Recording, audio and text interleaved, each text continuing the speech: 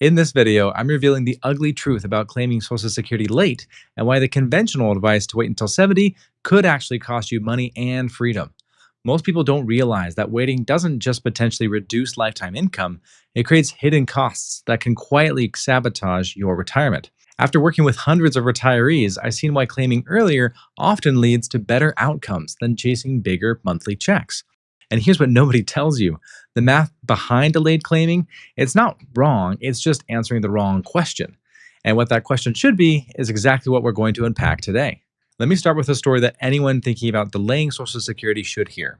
James was 61 years old, single, with a $2,700 monthly Social Security benefit waiting for him at 62. He had a solid pension covering his expenses, so he figured he could claim at 62 and invest every Social Security check and let it grow for his future or his kids' inheritance. James unfortunately passed away at 70 and never got to see 71. When we settled his estate, that Social Security account had accumulated just shy of $400,000. Now, imagine an alternate universe where James delayed claiming until 70, planning to get those maximum benefits. In that universe, James died having received exactly $0 from Social Security. Not one check, not one penny, and almost 400 grand just gone. But here's what should really wake people up: 77% of 67-year-old males die before age 89, and 65% of females die before age 89. Think about that. Break-even analyses show you need to live until about 82 to 84 to come out ahead by delaying your benefits to 70. But 3 out of 4 men won't make it to 89. That means the majority of people delaying Social Security are making a losing bet.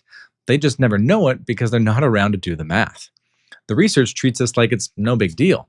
They apply mortality adjustments to future benefits, essentially averaging out the risk across millions of people. But here's the problem: you're not living a million retirements, you're living one. The academic models assume you'll receive mortality adjusted Social Security benefits, but that's not how life works. You don't get 73% of your check because there was a 27% chance you'd be dead. You'd either get your checks or you don't. Imagine, for example, you can't swim and you're 5.5 foot tall, and research tells you to not stress about crossing the river in front of you because it's only 4 feet deep on average. But if you hit a section that's 7 feet deep, who cares about the research? You're drowning. And after working with hundreds of retirees, here's a psychological asymmetry that nobody accounts for. The 68-year-old who delayed to 70 and just got a terminal diagnosis, that regret is crushing, making them say, I paid in all those years and I got nothing. Compare that to the 92-year-old who claimed at 62 and lived long. Are they devastated that their check could have been bigger? Not really. They lived. They spent 30 years enjoying that income, and the pain between these two isn't symmetrical. And that matters even more than any break-even calculation. Because even if you do live until 90, delaying claiming might still cost you everything. Here's the damage that nobody sees coming. Let me show you something that changed how I think about Social Security timing forever.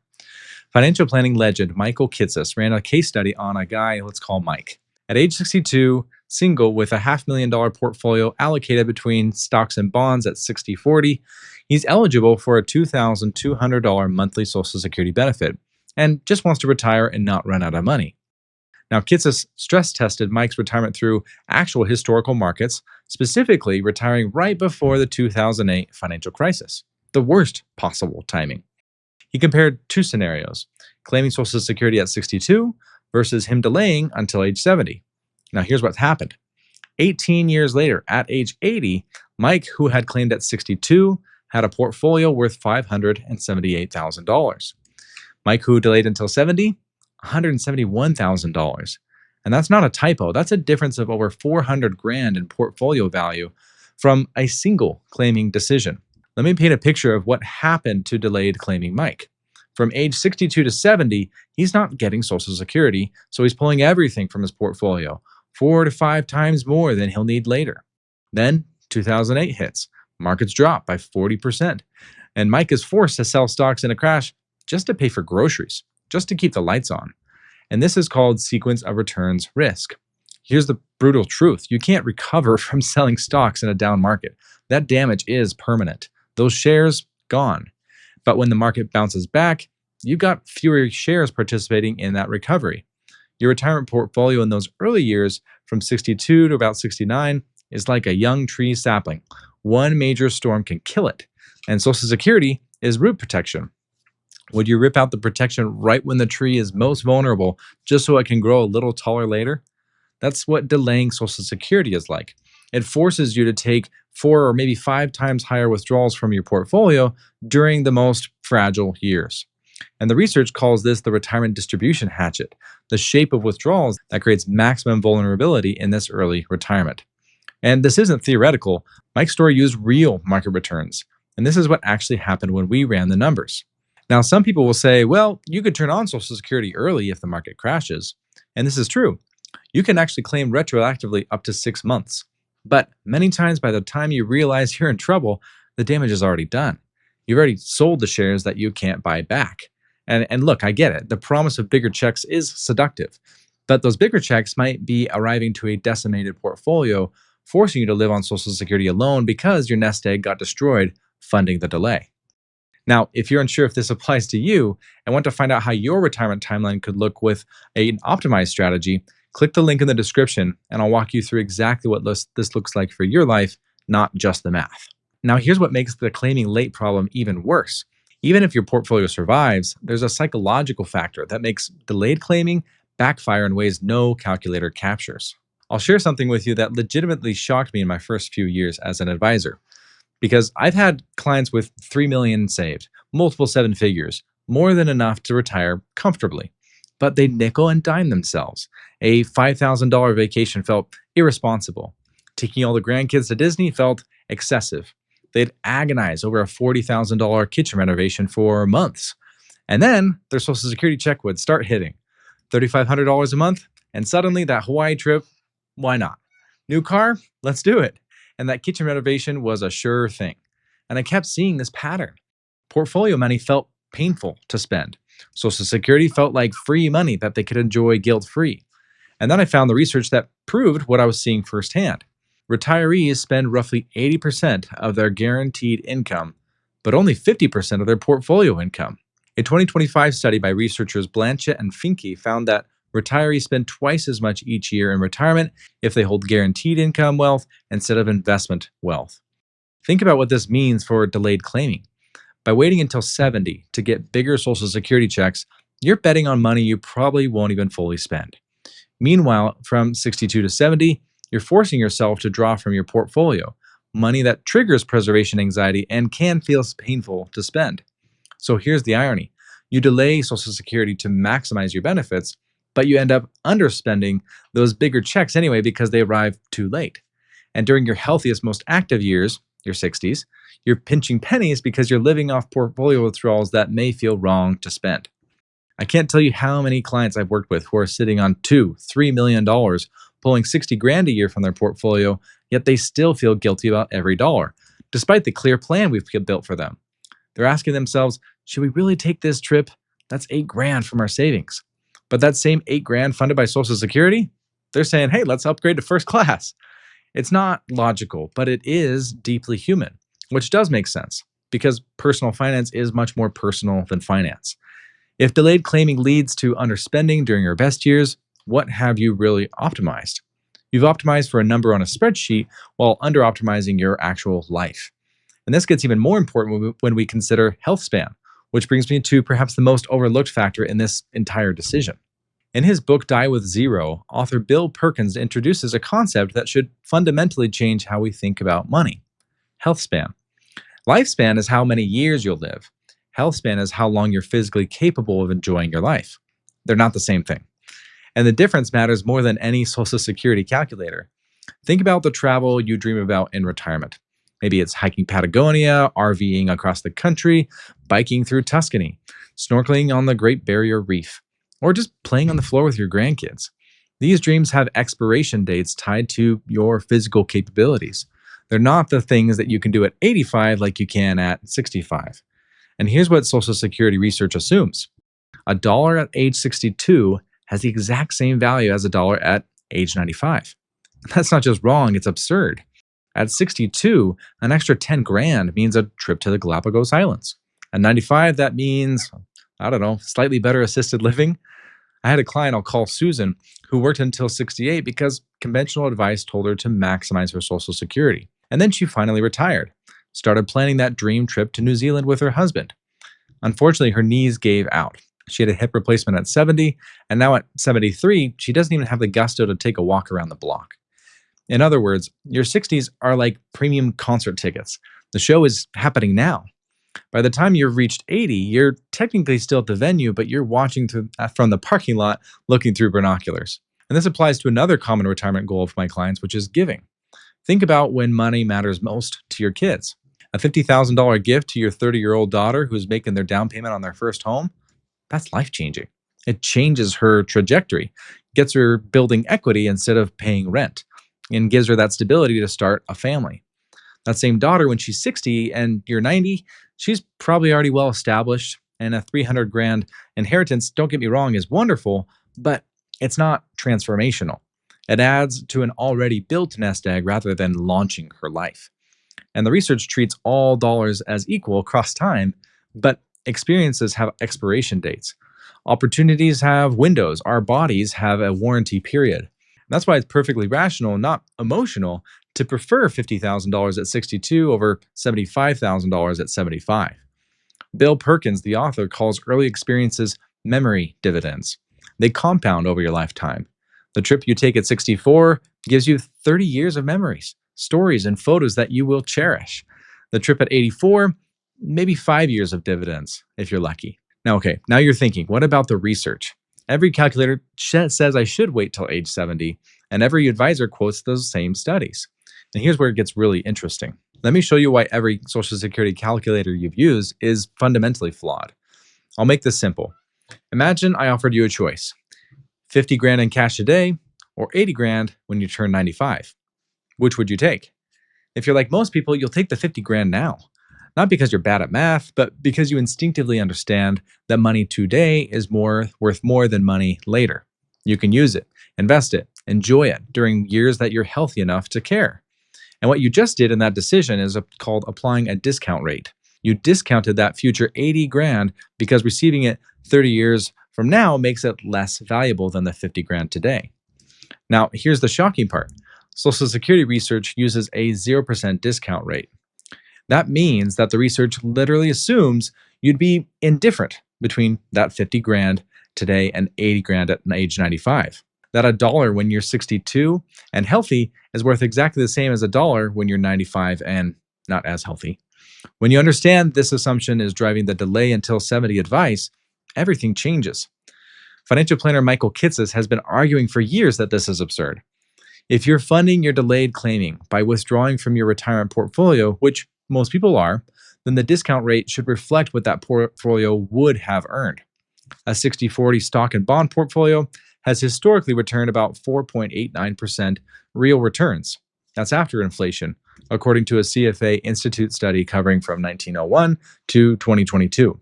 But the most prominent Social Security research, they use 0%. And when they stress test their conclusions, they go up to maybe 2%. That's almost a full 3 percentage points below what portfolios actually return. Their stress test doesn't even reach normal market conditions. And here's why this matters. When you use realistic discount rates instead of 0%, the optimal claiming age changes dramatically. And sometimes it flips it completely from definitely wait until age 70 to you should claim at 62. But it gets worse. That 4.89% portfolio return is just the starting point. We haven't even added in additional risks yet. Remember that mortality risk? That's worth adjusting your discount rate even higher, perhaps 1 to 2%. Sequence of returns risk, maybe another 1 to 2%. Policy risk, the chance that Social Security benefits get cut or taxes change, that's worth something too. And health span considerations causes for more adjustment. By the time you account for all the real risks that you're facing, it's not unreasonable for many retirees to have an effective discount rate of 6 or even as high as 8%. And those rates would tell one to claim now and not delay. Think of discount rates like this. Your retirement portfolio is like fresh ingredients in your kitchen today, and using them makes a meal that you can enjoy right now. Saving them for later means hoping you'll still want to cook and that those ingredients haven't spoiled. Discount rates account for the fact that opportunities have expiration dates. And here's the real revelation. The research isn't optimizing for your happiness, it's just optimizing for maximum lifetime benefits from the government. But if you've saved 2 plus million, you're not necessarily trying to extract maximum dollars from Social Security. You're trying to fund maximum life satisfaction. Those are completely different optimization problems. And this is what separates sophisticated planning from cookie cutter advice. Most advisors use software or spreadsheets that defaults to delay to 70 because it uses a 0% discount rate. They never question whether that assumption fits your life. Truly holistic planning asks a different question. What are you actually optimizing for? Now, I know what you're thinking. If all this is true, why aren't more advisors talking about it? And let me show you exactly how professional planning actually works when you account for your specific situation. Here's where we separate that cookie cutter advice from actual financial planning. I'll explain two scenarios with the same age, both deciding to claim Social Security, but let's look at what happens when we actually use their real lives instead of just plugging numbers into a calculator. We'll start with John and Sarah, who are both 60 years old. They've saved $1 million in a balanced portfolio. When they hit 62, they'll be eligible for $6,000 in monthly combined Social Security benefits. And now here's what really matters that a calculator doesn't ask you. Both of their parents died before 80. John's dad had a heart attack at 76, and Sarah's mom had cancer before 78. This isn't abstract. They're thinking about it every time they plan their future. And on top of that, Sarah's a nervous spender. She literally loses sleep when they withdraw from their portfolio, asking, are we spending too much? What if we run out? But money like Social Security feels guaranteed. She can actually enjoy without the anxiety. They also want to travel while they can, doing an Alaskan cruise, national parks, and we know their knees aren't getting any younger. So, what happens if they follow conventional advice and delay to 70? For 8 years, they're pulling over 12% annually from a $1 million portfolio just to cover their expenses. One market crash, and they're in serious trouble. Meanwhile, Sarah's anxiety is through the roof, and their best travel years are slipping away. When we actually analyze their situation, their health history, behavioral reality, and the portfolio risk, the answer becomes more clear that they should claim at 62.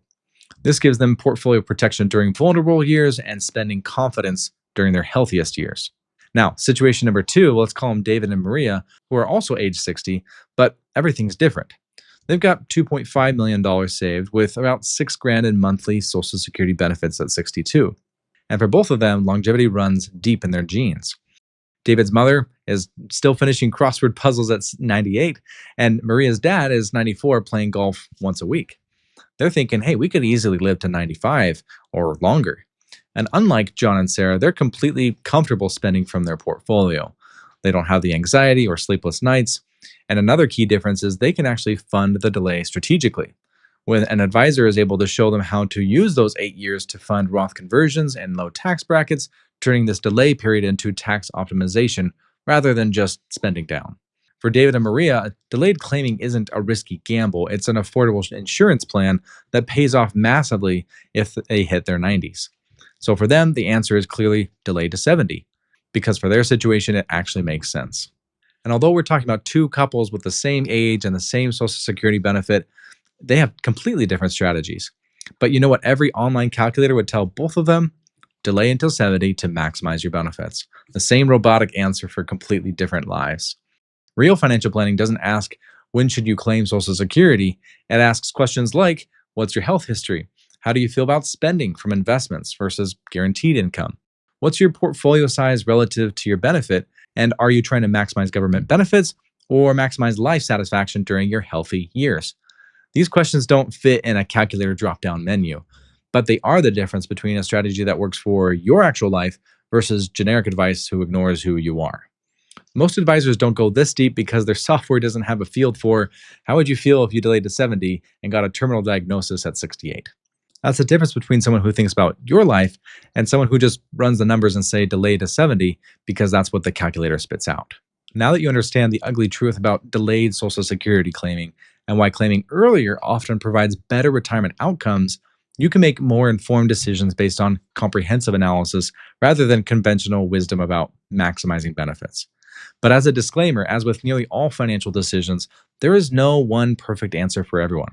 Consulting your financial professional is crucial to making sure that claiming Social Security on the earlier side is best for your situation, not only to maximize your financial capital, but your life capital. If you're ready to get professional guidance on optimizing your Social Security strategy and building a retirement that funds the life you actually want to live, click the link in the description and book a call with me. Thanks for watching, and I'll see you in the next video.